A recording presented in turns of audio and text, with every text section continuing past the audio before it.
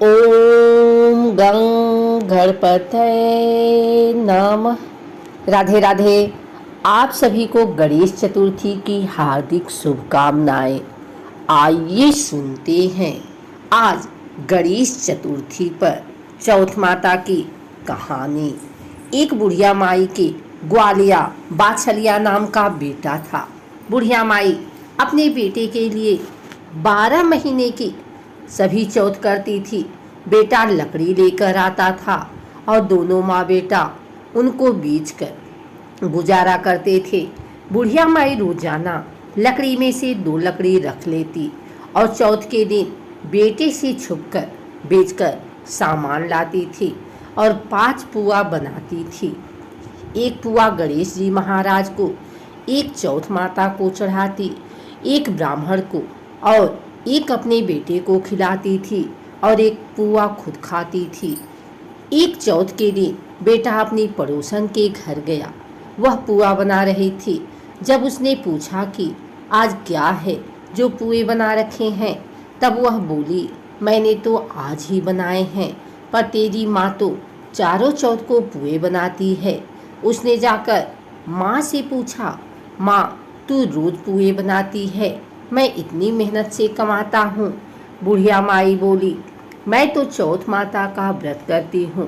वह बोला कि तू मुझे रख ले या तू चौथ माता को ही रख ले।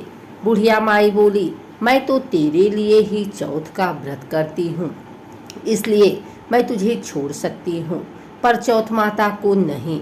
जब बेटा घर से जाने लगा तो बुढ़िया माई बोली, तू जा रहा है, तू मेरे हाथ में से यह आखा लेते जा, जहाँ संकट आए वहीं पर पूर देना। बेटे ने सोचा, बात झूठी है, पर ले चलने में क्या बुराई है। वह चलने लगा और थोड़ी दूर पहुंचा ही था कि उसने देखा कि खून की नदी बह रही थी। कहीं से भी रास्ता नहीं मिला तो आखा पूर कर बोला कि चौथ माता, अगर तू सच्ची है तो रास्ता हो जाए। ऐसा कहते ही झट से रास्ता मिल गया। आगे गया तो घनघोर अंधेरा उजाड़ फैला हुआ था। उसने मन में सोचा कि मुझे शेर वगैरह खा जाएंगे, इसलिए वह आँखा पूर कर बोला, चौथ माता मुझे रास्ता मिल जाए। और तब जल्दी से रास्ता मिल गया। वह आगे चला गया। जाते जाते एक राजा की नगरी में पहुंचा। वहां का राजा रोजाना एक आदमी की बलि देता था। वह एक बुढ़िया माई के पास गया। वह बुढ़िया माई रोती जा रही थी और पुए बना रही थी। लड़के ने बुढ़िया माई से पूछा कि बुढ़िया माई क्यों रो रही हो? तो बुढ़िया माई ने जवाब दिया कि मेरा एक ही बेटा है जिसकी कल राजा बलि देने वाला है, मैं उसी के लिए पुए बना रही हूँ। वह बोला, बुढ़िया माई अपने बेटे की जगह मुझे पुए खिला दे, मैं उसकी जगह बलि चढ़ने चला जाऊंगा। बुढ़िया माई ने कहा कि मैं दूसरे के पुत्र को कैसे भेज सकती हूँ, लेकिन वह नहीं माना। तो बुढ़िया माई ने उसको पुए खिला दिए। अगले दिन जब राजा का संदेश आया तो बुढ़िया माई ने सोचा कि मैं कैसे दूसरे के बेटे को बलि चढ़ने के लिए भेज सकती हूँ, मैं ऐसा नहीं कर सकती। लेकिन बाहर से आवाज़ सुनकर वह जाग गया और राजा के आदमियों के साथ चला गया।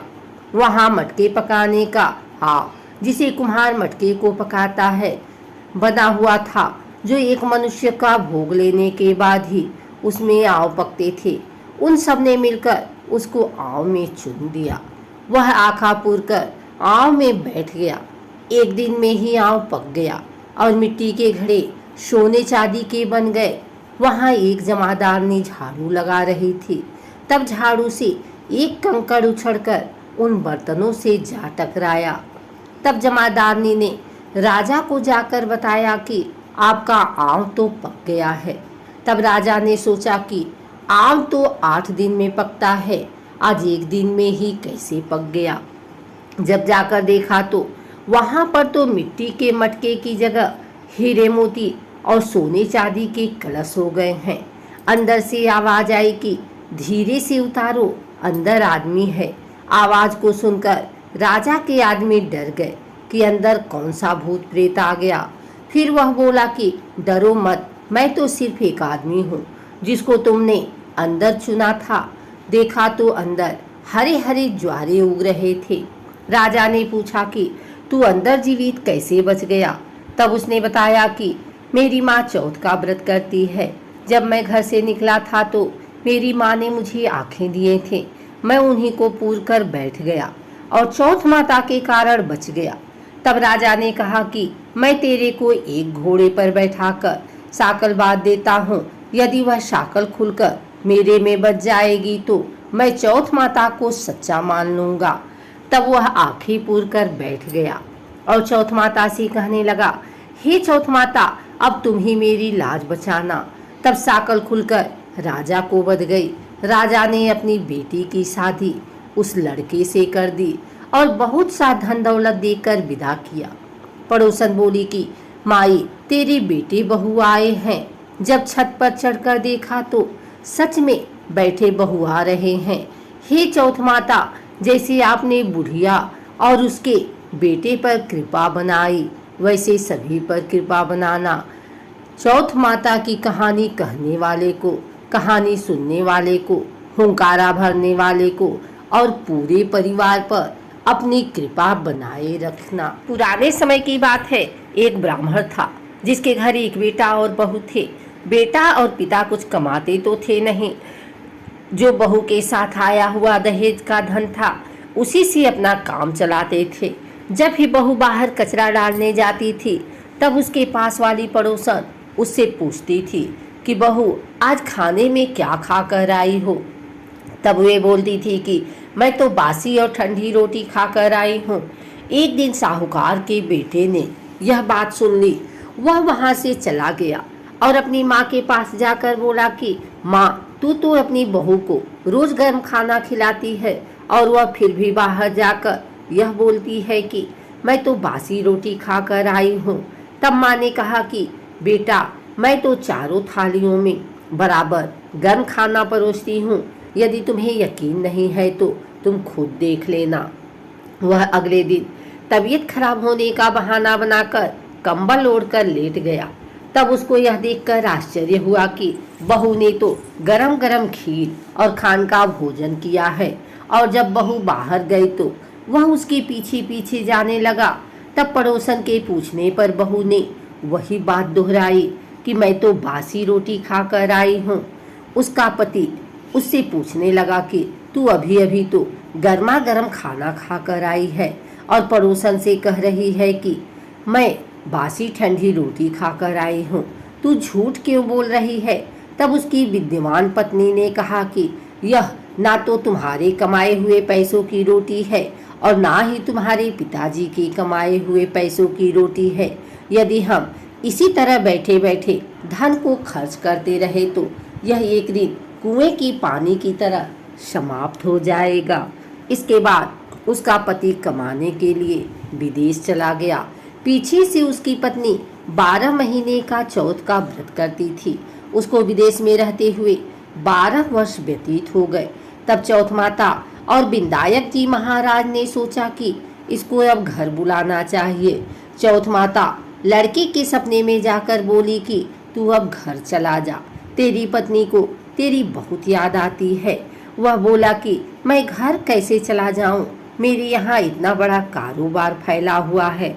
तब चौथ माता ने कहा कि तू सुबह एक दीपक जलाकर चौथ माता का नाम लेकर बैठ जाना। जिनके पैसे बकाया हैं वह पैसे दे जाएंगे और लेने वाले ले जाएंगे। लड़की ने वैसा ही किया और उसका सारा काम एक ही दिन में निपट गया। जब वह घर जा रहा था तो उसे रास्ते में एक सांप दिखाई दिया जो आग के पास जा रहा था। उसने सांप को आग से बचाने के लिए सिसकार दिया। ऐसा करने से नागराज क्रोधित हो उठे और कहा कि ये पापी, मैं तो इस नाग योनि से मुक्ति के लिए जा रहा था और तूने मुझे सिसकार दिया, अब मैं तुझे डस लूंगा। तब वह लड़का बोला कि मैं 12 वर्ष बाद अपने घर जा रहा हूँ, आप मुझे अवश्य ही डस लीजिएगा, किंतु आज मुझे अपने घर वालों से मिलने दीजिए। आप कल रात को आकर मुझे डस लेना। नाग ने उसकी शर्त मान ली और वहाँ से चला गया। जब लड़का घर आया तो वह उदास था। उसने अपने पत्नी के पूछने पर सारी बात बता दी। उसकी पत्नी बहुत चतुर थी। उसकी पत्नी ने एक सीढ़ी पर दूध का कटोरा रख दिया, दूसरी सीढ़ी पर बालू रेत बिछा दी, तीसरी पर फूल माला बिखेर दिए, चौथी पर इत्र छिड़क दिया, पांचवी पर मिठाई रख दी, छठी सीढ़ी पर जौ और सातवीं पर रोटी रख दिया।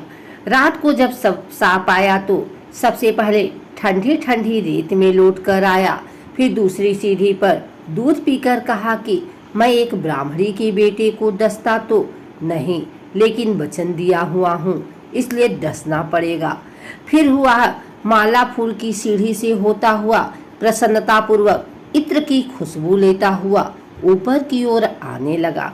सांप को ऊपर आता हुआ देखकर विनायक जी ने चौथ माता से कहा कि इस ब्राह्मणी के बेटे की रक्षा करनी होगी, क्योंकि इसकी पत्नी इसके लिए चौथ का व्रत करती है, उसका फल तो देना ही पड़ेगा। तब विनायक जी ने सीढ़ी पर रखे हुए आँखों से सुई बनाए और चौथ माता ने रोटी की ढाल बनाई और सांप के आगे लगा दी। विनायक जी ने जौ के सेल बनाए थे, उनसे सांप की मौत हो गई। सुबह उस लड़के से मिलने गांव के लोग आने लगे, क्योंकि वह 12 वर्ष के बाद वापस घर आया था। लोगों ने उसे आवाज दी, लेकिन वह तो उदास बैठा था, इसलिए बोला नहीं। जब उन्होंने देखा कि सीढ़ियों पर तो खून पड़ा हुआ है, तो वे चिल्लाने, रोने, चीखने लगे कि ब्राह्मण, आज तो तेरा बेटा मर गया। यह सब देखकर ब्राह्मणी भी जोर जोर से रोने लगी। आवाज सुनकर उसका बेटा नीचे आया और कहा कि माँ, मैं मरा नहीं हूँ, यह तो मुझे डसने आया सांप मरा है। यह सब देखकर उसकी पत्नी भी प्रसन्न हो गई कि मेरे पति के प्राण बच गए। उसने चौथ माता को धन्यवाद दिया और कहा कि यह तो चौथ माता ने मेरे व्रत करने का फल दिया है। चौथ माता, जैसा फल ब्राह्मणी के बेटे को दिया, वैसा सभी को देना। कहानी करने वाले को, कहानी सुनने वाले को, हुंकार भरने वाले को और पूरे परिवार को देना। आशा करती हूँ कि आप सभी को यह वीडियो अच्छी लगी हो।